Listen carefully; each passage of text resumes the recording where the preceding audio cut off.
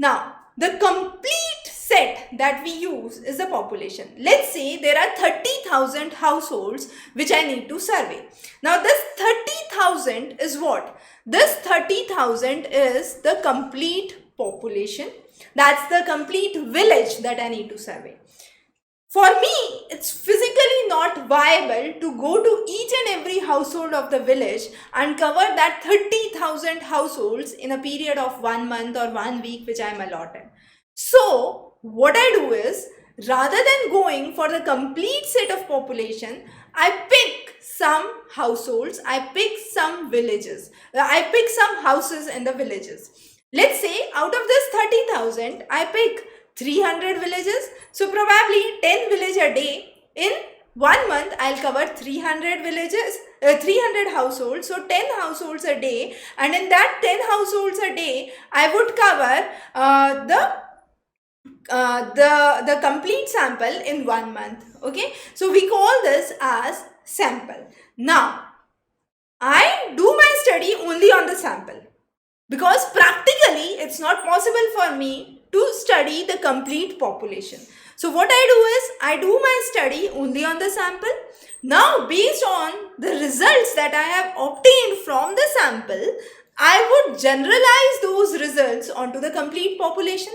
So from the sample, I can infer the results for the population, and this is what we call as the inference or the inferential statistics. So here, when you have the sample and population into account, we talk about the inferential statistics.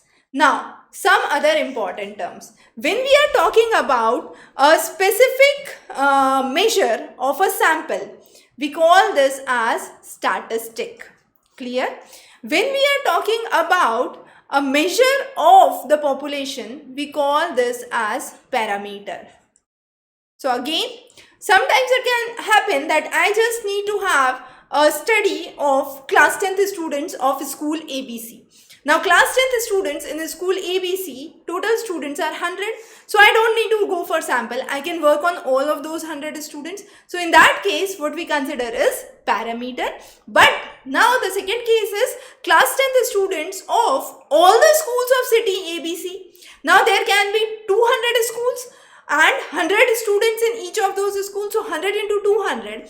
So, that would be around 20,000 students. So, rather than going and studying for every student, I would pick some samples from each school. So, there I would apply a sample, and on the sample, the measure that I would do is known as statistic. A good way to remember is P for population, P for parameter, S for sample, S for statistics. So, for sample, we do statistic.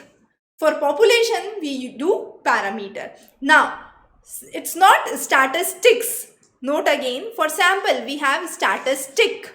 So, just remove that S and that would make the term which is the measure for the sample. So, measure for the sample is known as the statistic. Measure for the population is known as parameter. Another important example that I can take here is, let's say I flip a coin. Now, if I flip coin 50 times and I do the recording, that's my sample. But in reality, probably I needed to flip the coin 50,000 times. So rather than flipping the coin for 50,000 times, I just do it for 50 times or 500 times.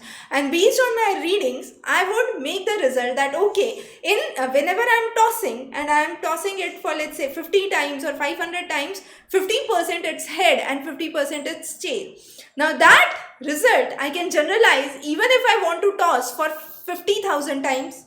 So I would say my sample, if the sample is correct, then only. If my sample is correct, then only I can say that if my sample results are so, my population results would be similar or same. Clear? So that's how we understand the sample and population. But when we are talking about sampling, it's not that easy.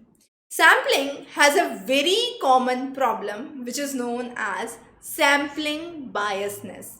Now, how do we understand this sampling biasness? Very simple example to help you understand this concept of sampling biasness. So, biasness is what? As I said, bias, you might have heard saying a teacher is biased towards the student, parents are biased towards their child. What does that mean? there is a kind of favorable outcome. So there is systematic favoring that is done. A parent would always protect the child, and that's the biasness. We say it's a favorable systematic process through which you want certain outcome. And what is sampling biasness? Sampling biasness is you are favoring the outcome due to certain methods which are employed. So we call it as sampling biasness. Now, let me do one very simple example with you. Let's say I bring a medicine. Now, this is a unique medicine that would help you quickly reduce the weight. I advertise this medicine on a social media. Now, 200 people came in. The sample of 200 people that came in, is it a good sample or a biased sample? Now, instantly you would say, yes, it looks good. But just think deep. Is it a good sample? No, it's not a good sample. Because I have popularized it on social media and only those 200 people actually walk in who have access to social media. So, this is a biased sample. Clear? So, here my sample is a biased sample. It's not a clear sample. I am limiting it only to a segment of population which has exposure to social media. The next is, now since this is a medicine for losing the weight, 200 volunteers walk in. I give them the medicine and try to see the result. Is it a good way? Is it a good sample? Probably you would in the first round say yes, 200 people walked in from different areas, so good sample. But think deep. Now, this is again a biased sample. You might ask why? The simple reason is probably those 200 people only walked in who are actively looking to reduce their weight. So this sample again is a biased sample. So whenever we are doing a sampling, we need to understand that our sample is unbiased. Our sample shows a clear representation of the population. Whenever we are doing sampling, it has to show the clear representation of the population.